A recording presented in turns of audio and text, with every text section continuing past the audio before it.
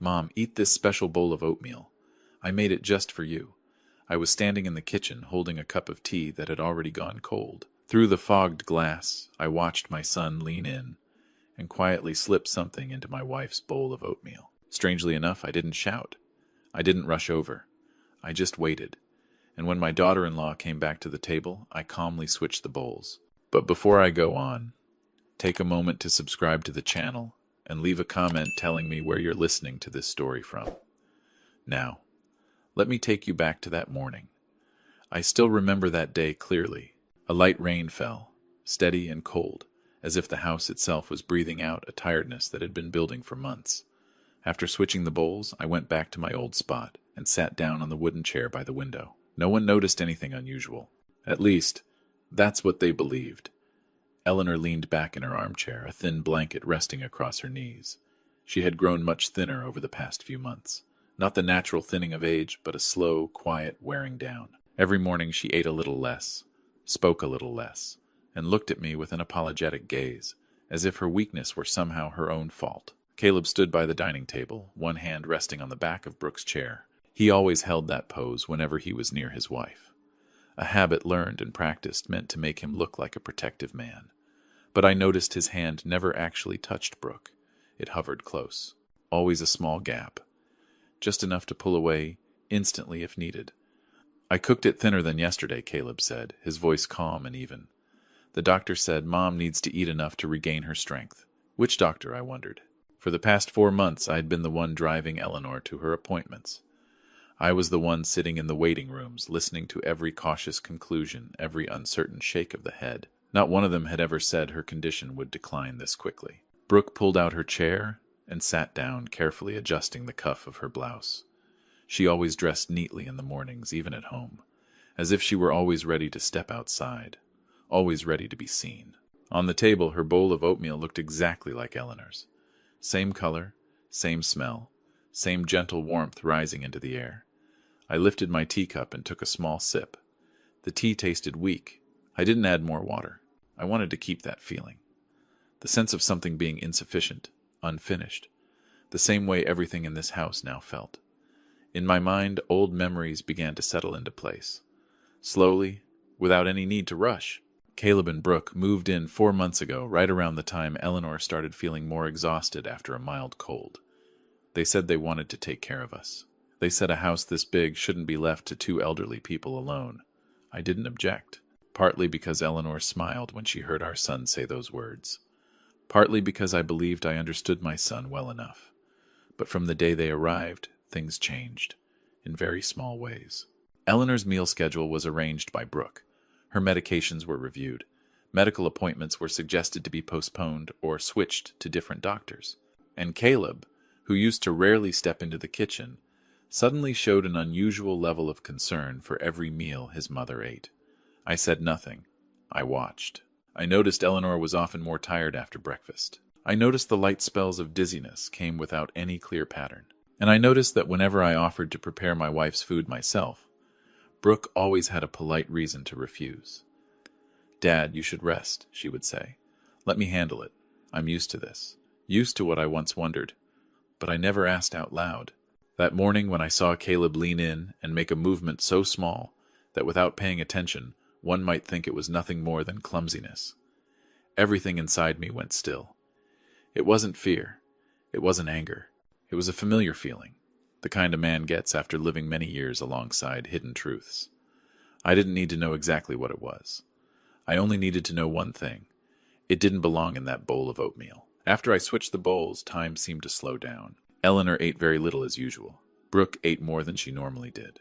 She talked while eating, chatting about an upcoming appointment, her tone relaxed. Her eyes drifted toward me once or twice, then quickly moved away. Caleb barely touched his own bowl. He watched Brooke more than he watched his mother. His eyes couldn't hide the tense anticipation even as his mouth kept that familiar, gentle smile. I set my teacup down and folded my hands together. Inside me, a decision had already been made, before I ever found the words for it. If they thought I was just an old man sitting quietly in the corner of the house, then they were mistaken. I didn't need to rush. I only needed enough patience to see how far they would go, and who would be the first to buckle under the weight of the plan they had built themselves. Outside, the rain kept falling. Inside this kitchen, the silence was so complete I could hear every person breathing, and I knew the concern they were showing was not what frightened me most.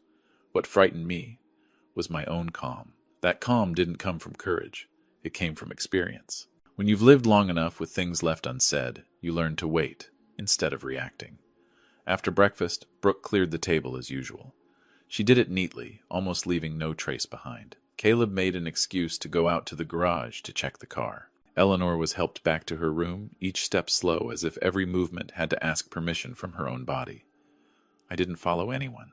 I stayed in the dining room a little longer, looking at the old wooden table that had witnessed 3 generations of this family. On its surface, the faint rings left by hot cups were still there. They never really disappear. They just fade with time. I thought of Eleanor, and wondered how many marks inside her had been dismissed as natural as just age. That afternoon, when the house grew quiet, I went up to my old study, a small room at the end of the hallway, locked ever since I retired. Brooke had asked me a few times about the filing cabinet inside. I told her they were old papers, nothing important. She smiled, and didn't ask again. I opened the cabinet. The folders were still there, arranged the way I always kept them. I didn't need to review everything. I only pulled out what had raised my suspicions weeks earlier. Caleb's credit card statements.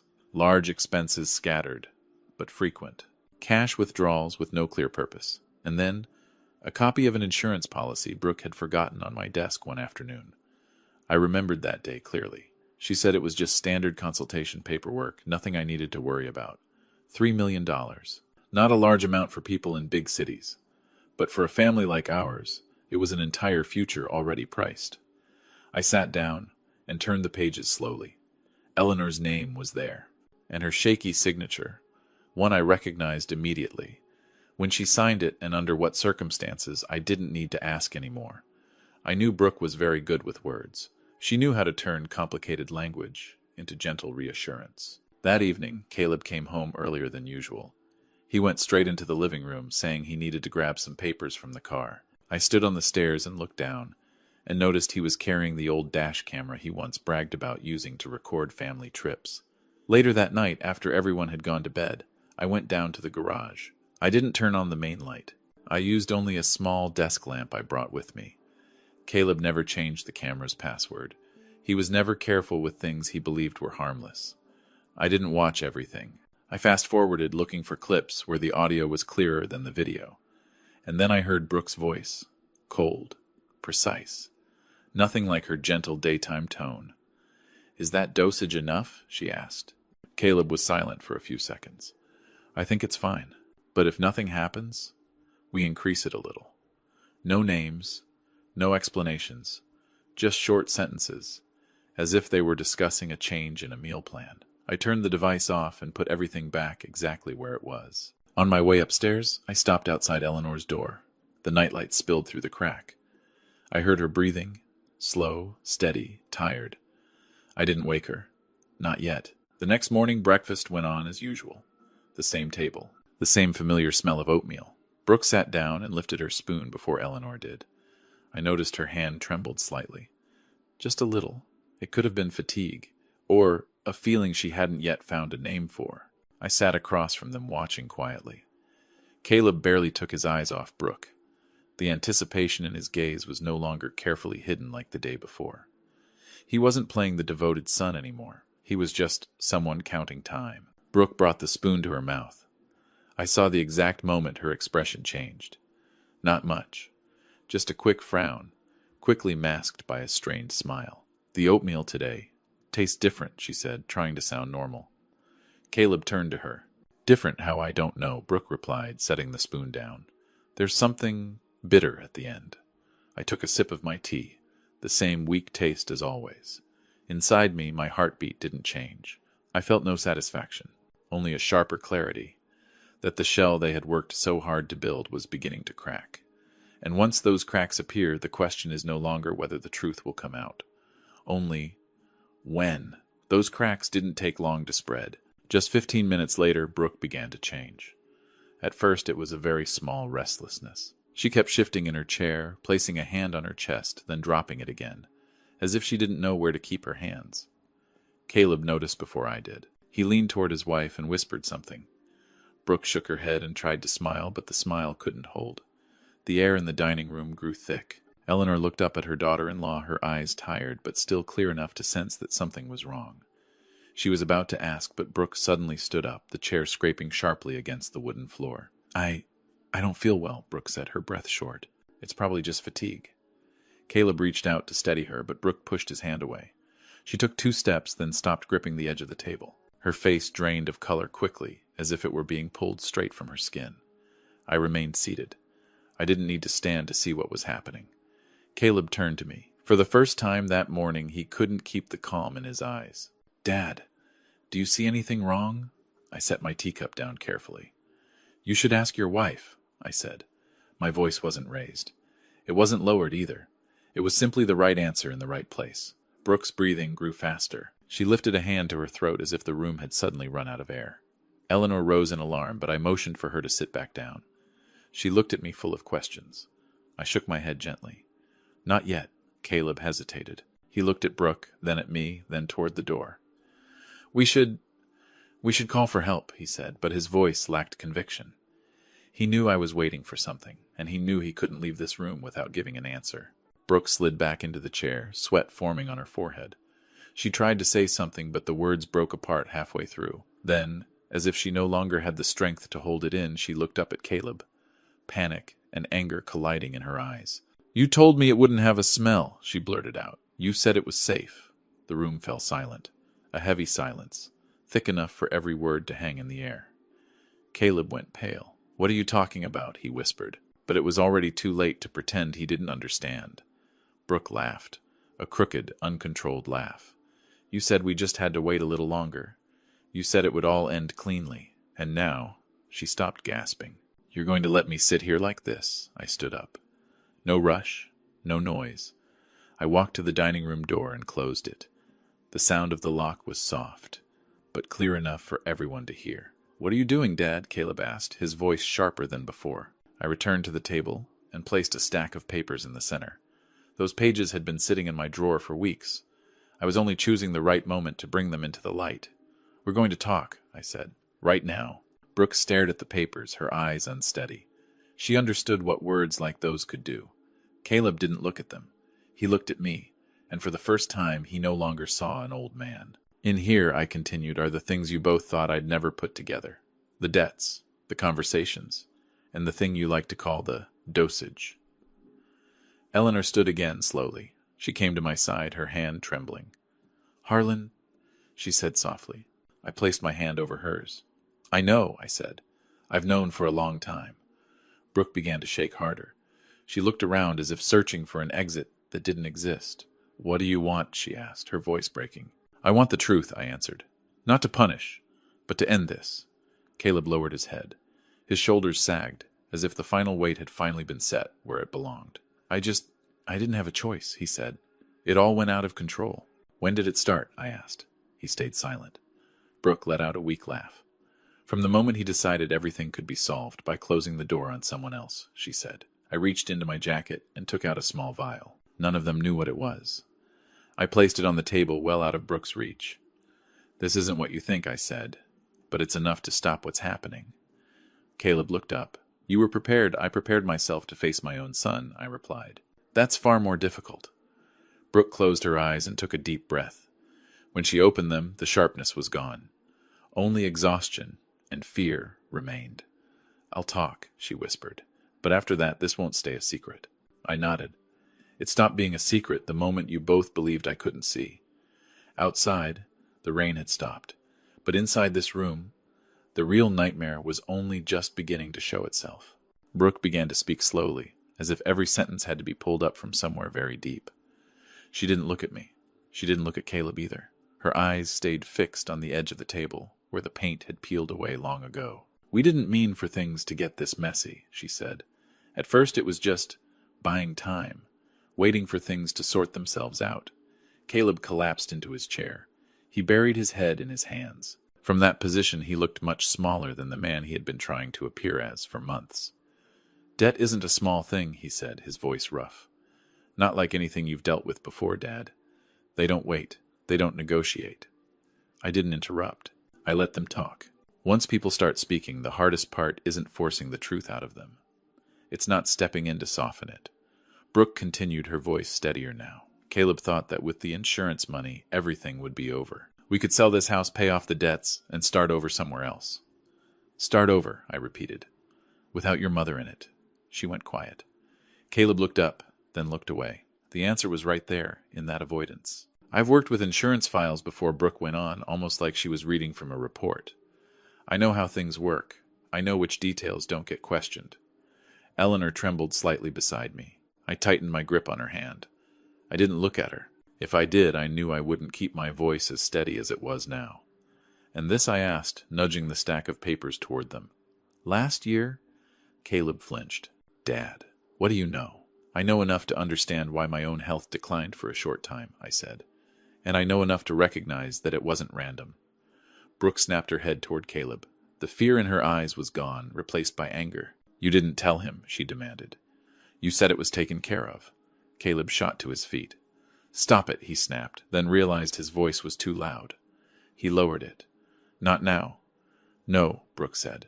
Now is exactly the time. She turned to me. You want the truth, don't you? Then listen carefully. I didn't come up with that idea. I just helped him find a way. He's the one who said his father wouldn't notice. That you were old. The words dropped into the room like a heavy object. Caleb stepped back as if he'd been shoved.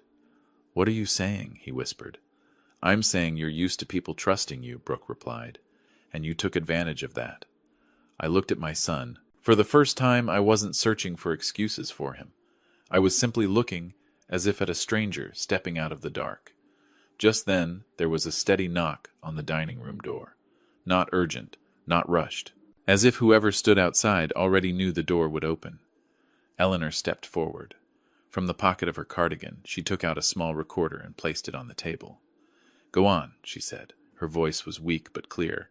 Everything is being recorded. Caleb spun toward her. Mom, weren't you supposed to be resting? I've rested enough, Eleanor said, and I've heard enough. Brooke closed her eyes. She knew the game was over, not because of me, but because the person she believed to be the weakest in this house had stood up. The knock came again, closer this time. I went to the door and opened it. 2 uniformed figures stood outside, calm and composed. I nodded and stepped aside. Caleb panicked. When did you call them before you thought you still had time? I said. One of them entered, scanned the room, then looked at the papers, the recorder, and the faces that could no longer hide anything. Caleb turned to Brooke, his voice breaking. You said everything would be fine. Brooke laughed. A short, bitter sound. You never listened when I said what fine really meant. Caleb turned to me, grasping for something. Dad, I just need one chance. I looked at him for a long time. You had many chances, I said. You just didn't use them to protect your family. Eleanor stood beside me, her back straighter than it had been that morning. She didn't cry. She simply looked at her son, like someone watching a door close for good. When they were led away, I didn't follow. I stayed in the dining room where everything had begun. On the table, the bowl of oatmeal had long since gone cold. I knew that from this moment on, nothing would ever return to the way it was. But sometimes closing a door isn't about ending something. It's about making sure the darkness never comes back in. The house grew quiet very quickly after they were gone. Not the comforting kind of quiet, but the silence that settles after a storm passes, when everything is still standing yet nothing is in quite the same place. Eleanor lowered herself into her familiar armchair. Her breathing slowed, deep and steady, as if she had finally set down a weight she'd been carrying for far too long. I stood by the window, watching the rain fade completely. The pale afternoon light spilled into the yard, brushing against the worn walls of this old house. I realized I no longer felt angry, only tired. The days that followed passed quietly.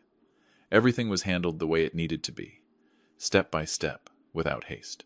Eleanor and I didn't talk much about what had happened. We didn't need to. Some things once exposed are best left resting in the light without further explanation. One morning as we sat eating together, Eleanor placed her hand over mine. We can't stay here anymore, she said softly. It wasn't a suggestion, just a truth spoken out loud. I nodded. I'd been thinking the same thing for a long time. This house held too many memories, both the good ones and those no longer meant to be carried. We began sorting through it room by room. No rush, no regret, just choosing what needed to come with us. When I closed the door to my old study for the last time, I didn't lock it. I left it open. A small habit. A reminder that the past doesn't need to be sealed away. It just shouldn't be allowed to control the present.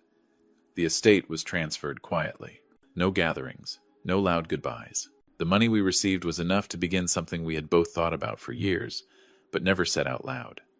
We set up a small fund. No big name. No polished slogans. Just a place where older people, those who once believed family was the safest place of all, could find support when that trust was broken.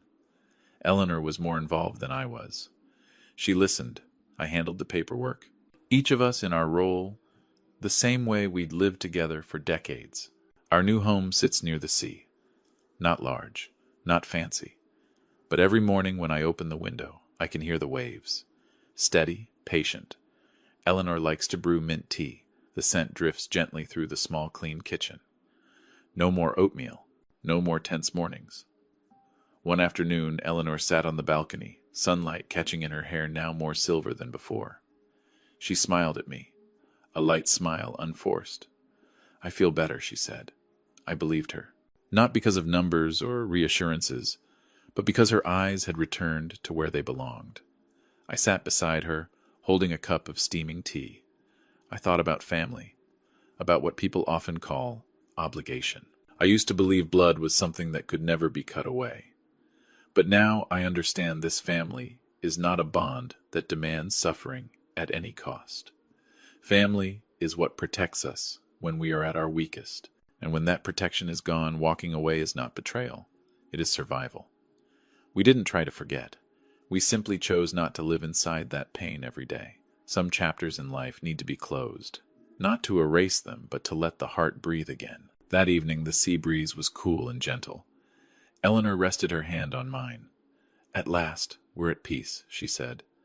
I looked out toward the horizon where the sky darkened into night. I nodded. This time I wasn't waiting anymore. I knew. Peace doesn't come from holding on to everything. It comes from knowing when to let go. If you stayed with me until this moment, thank you for listening to my story. If it gave you something to think about, please like and share it, so it can reach those who need to be heard. And subscribe to the channel so you don't miss future family stories. The message I want to leave you with is simple. Family is not a place where we endure in silence. It's a place where we are protected when we're most vulnerable. And sometimes the hardest choice, to walk away quietly, is the only way to preserve the last good part of who we are. Thank you for listening.